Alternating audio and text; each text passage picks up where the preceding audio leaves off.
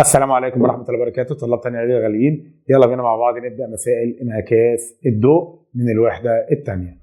السؤال الأول هنا بيقول لي احسب قيمة زاوية الانعكاس. طيب هو السؤال أصلا في زوايا السقوط والانعكاس هيجي بصيغتين، يا إما الصيغة البيانية اللي قدامك اللي هي رسمة ويسأل عليها، يا إما الصيغة الجبرية. إحنا هنقول الاثنين مع بعض عن طريق الرسم.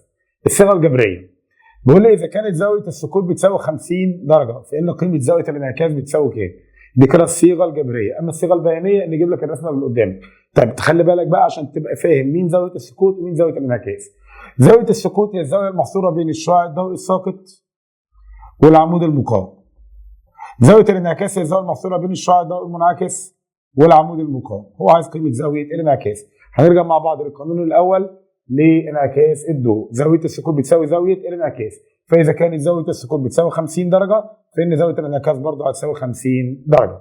السؤال بصيغة ثانية، إذا سقط شعاع ضوئي عموديا. السؤال ده هيجي لك علل وهيجي لك ماذا يحدث وهيجي لك مسألة. هو مبدئيا كده طالما سقط شعاع ضوئي عموديا فإنه يرتد على نفسه، يعني هيرجع في عكس الاتجاه بس على نفس الخط العمودي. هنا بقى زاوية السقوط بتساوي زاوية الانعكاس بتساوي صفر. يبقى السؤال دوت هيبقى سؤال فريد من نوعه لوحده بس.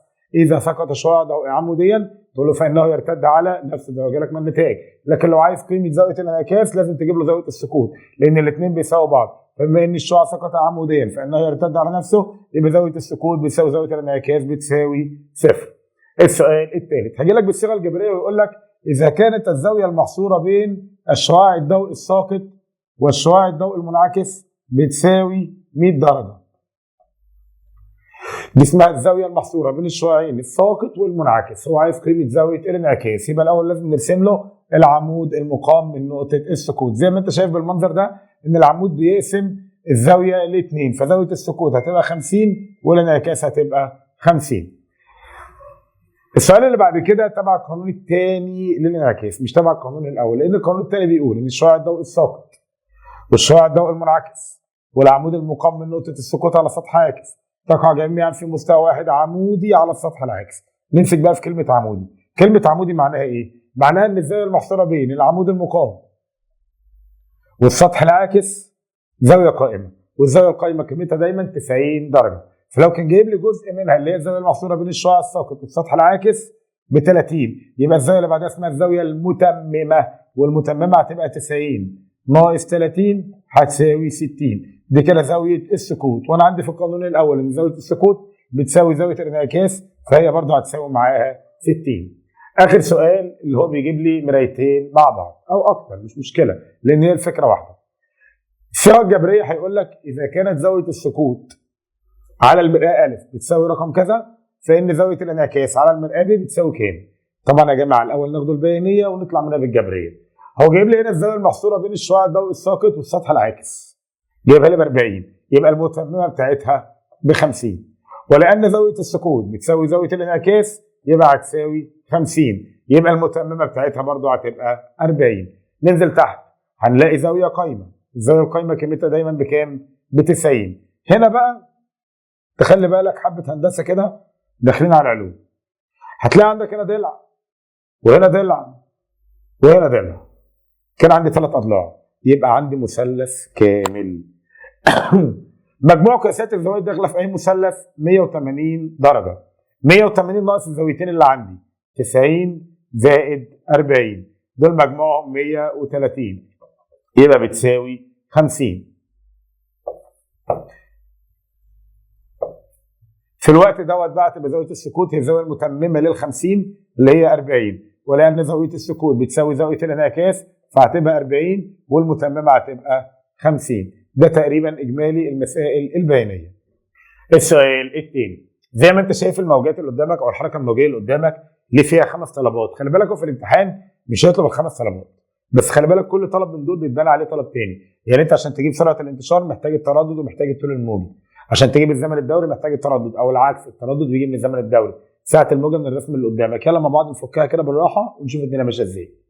اول طلب عندي الطول الموجي. طيب انت بقى كطالب ثانيه اعدادي انت مش حافظ القوانين حاول ما تحلش ولا تعرف نفسك، اقعد في البيت اتعلم الطبيخ تعلم تربيه الاطفال يا حبيبي عشان تساعد ماما، لان اللي مش حافظ القوانين ما يحلش علوم. علوم يعني فيزياء، والفيزياء يعني قوانين. انت بقى مش حافظ القوانين، اتعلم كده تقشر بطاطا، تقشر مع باميه، تعمل اللي تعمله. انت بقى ما بتعرفش تعمل الباميه، بتخالف في القوانين وتتلم. اول قانون عندي الطول الموجي بيساوي المسافه على عدد الموجات. يلا مع بعض نشوف المسافه اللي خدها. المسافه اللي فوق المحسوبه عندي هي 4 متر. عدد الموجات، تعالى بقى نتكلم في موضوع العدد. يا ترى عدد الموجات كلها ولا عدد الموجات اللي تحت المسافه؟ برافو عليك، اللي تحت المسافه. طب انا عندي تحت المسافه بادئه من هنا لحد هنا، بعرفها ازاي؟ اول معلومه عندك تحفظها ان لازم تعمل ارقام للقمم. ادي 1 2 3 4، وتقول معايا دايما الاخير ناقص الاول، الاخير ناقص الاول. اخر قمه كانت 4، واول قمه تحت المسافه كانت 2. 4 ناقص 2 بيساوي 2، يبقى 4 على الاثنين بتساوي 2 متر. ده كده الطول الموجي. مين ده بقى يا حبيبي؟ التردد. مش هجيبه. الطالب الشاطر بس اللي هيعرف مش هجيبه ليه.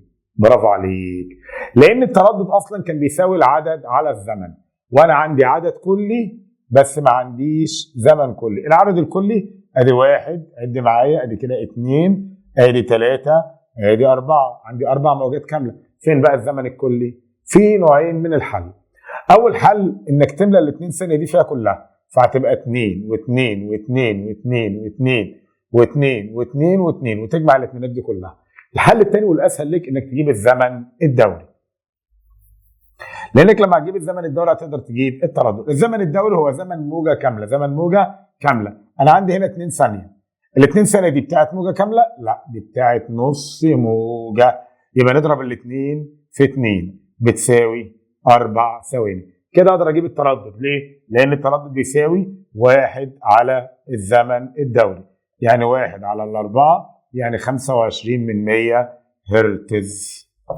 ده كده كان الجزء الاول. طب طريقه حل ثانيه؟ في طريقه حل ثانيه. ايه هي؟ انك بدل ما تعمل اللي انا عملته دوت، تركز معايا في اللي جاي. انا عندي هنا 1 2 3 4، ده كده العدد. كده العدد بيساوي 4. فاضل لي الزمن.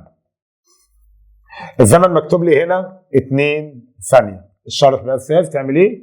2 زيها زيها زيها زيها زيها. عد معايا كده، 1 2 3 4 5 6 7 8، الاثنين في 8 ب 16، يبقى 4 على 16. برضه 4 على 4 فيها الواحد، 16 على 4 فيها الأربعة، يعني برضه بتساوي 25 من 100 هرتز. دول طريقتين حل عشان تجيب التردد. سعة الموجة، سعة الموجة بتساوي المسافة الرأسية على الاثنين، المسافة بين القمة اللي فوق والقاع اللي تحت بتساوي 6. سعة الموجة هتساوي 6 على الاثنين هتساوي 3 متر. نيجي بقى لأهم قانون عندي في الحركة الموجية، هو سرعة الانتشار. سرعة الانتشار اللي هي عين بتساوي ت في لام. ت يعني تردد ولام يعني الطول الموجي. ت تردد حضرتك جبته يا أستاذ كان ب 25 من 100 اللي هو ربع، في الطول الموجي اللي هو كان 2. ربع الاثنين بيساوي 5 من 10 متر لكل ثانية. السؤال اللي بعده، إذا كانت المسافة بين القمة الرابعة والقمة السابعة بتساوي 9 متر، احسب الطول الموجي إذا علمت أن تردد الموجة ديت 20 هرتز. عايز مني سرعة الانتشار. طب مبدئيا كده احنا عايزين نحسب الطول الموجي اللي هو لام. لما احنا خدنا في القانون بتاعه من شوية قلنا بيساوي المسافة على العدد. المسافة اللي خدتها الموجات كانت 9 متر، والعدد لازم تقول الأخير ناقص الأول. الأخير كان 7 والأول كان 4، يبقى 7 ناقص 4 يعني بتساوي 9 على 3 فيها 3 متر. الطلب الثاني عايز مني سرعة الانتشار اللي هي عين. عين بتساوي ت في لام. ت يعني تردد، والتردد لسه عطوني ب 20 زي ما انت شايف، في لام الطول الموجي اللي حضرتك جبته من شوية اللي هو كان 3.